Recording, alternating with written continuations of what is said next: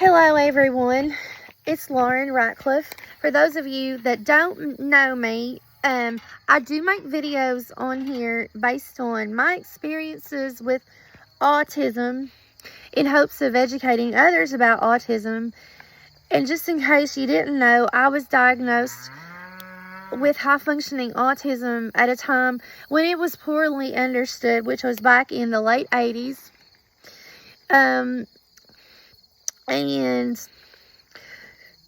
today, I want to talk about something interesting that pertains to Halloween. But then again, it also pertains to the idea of believing autistics.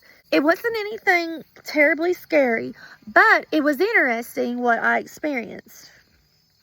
It was paranormal. I considered it to be paranormal.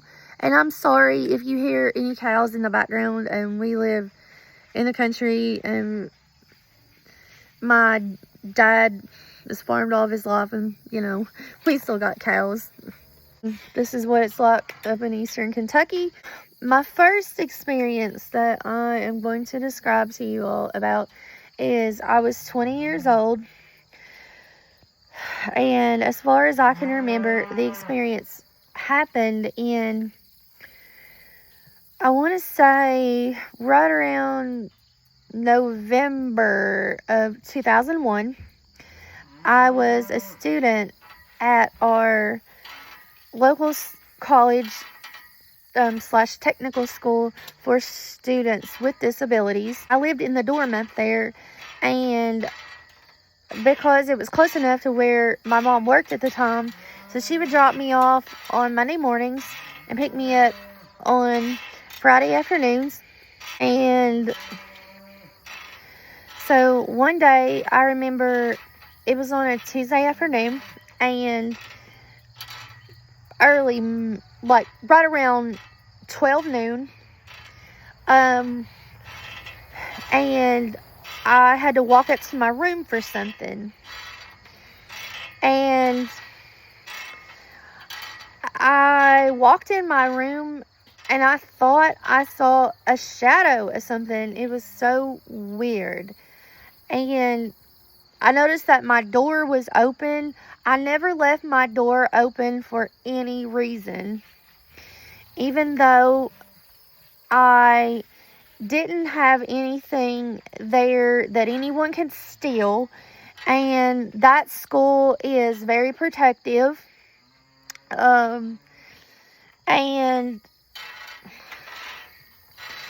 I was like, wait a minute, is my roommate here? And I thought at first that it was my roommate in there, and it turns out there was nobody in the room but me, and I thought I'd seen a shadow as I walked inside my room, but I guess I was looking at things wrong, and I didn't know what to say. It was shocking. Was I scared? No. I knew logically there was nothing to be scared of because I had everything with me. I had my purse, my checkbook, a calculator that stayed attached to my hip with my purse everywhere I went when I was much younger, before the days of the smartphone. And of course my wallet too. And so I knew that there was nothing that could be stolen. So I was like, this is weird. Well, yeah, of course it was. I pondered on telling somebody about it, but I didn't for the longest time because I thought that people were going to say stuff about me.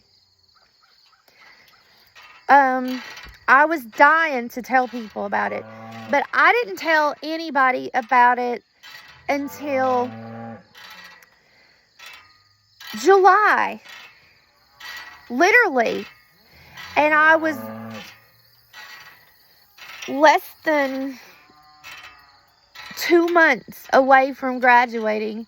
And I thought I better tell someone. And I finally told my counselor in one of my sessions, and she was like, Lauren, why didn't you tell me about that earlier? And we could have done something about it. I said, I didn't feel like it was any need to. I just let it go. I didn't want anybody to think I was looking for attention or I was on drugs. Because at the time, I was on a lot of medication for my autism symptoms / anxiety. And I was on so much that I just didn't feel good half the time.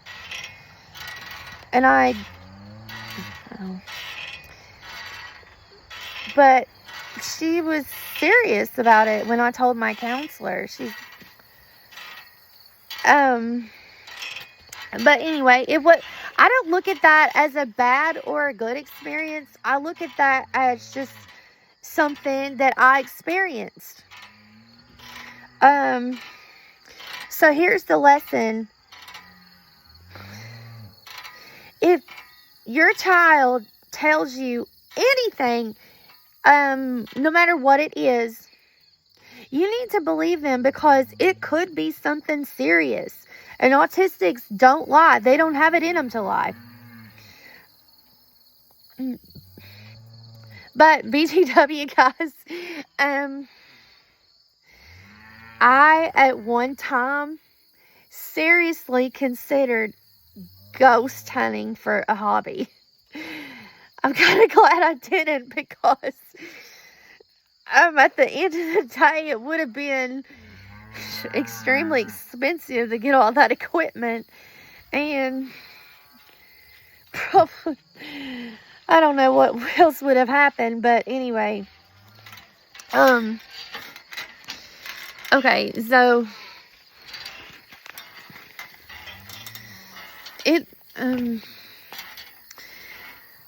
but anyway, another crazy experience happened to me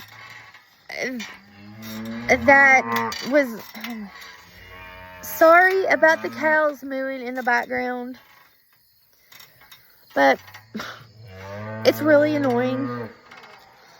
We live on a farm, so that's what happens, farm life. So, and the second experience that I had was on a ghost tour in Tennessee, in Gatlinburg, in 2017, September, by the way. And I loved it. I like anything with haunted stuff. So anyway, I was taking pictures of everywhere that had supposedly haunted locations. And on one of them, I will pinky promise swear, there was an orb on it, and I'm going to leave that picture in this video to be uploaded. Now, in conclusion, a lot of you all are going to have your opinions on all this stuff that I'm talking about in this video, but please be nice. I don't want anything negative said about it. It's just interesting to talk about, because this is going to go up during October of 2025, and this is just a perfect thing to talk about for Halloween. Alright, thank you guys so much for watching. Now, may I ask that you please like, share, and subscribe, and I'll talk to you later. Bye.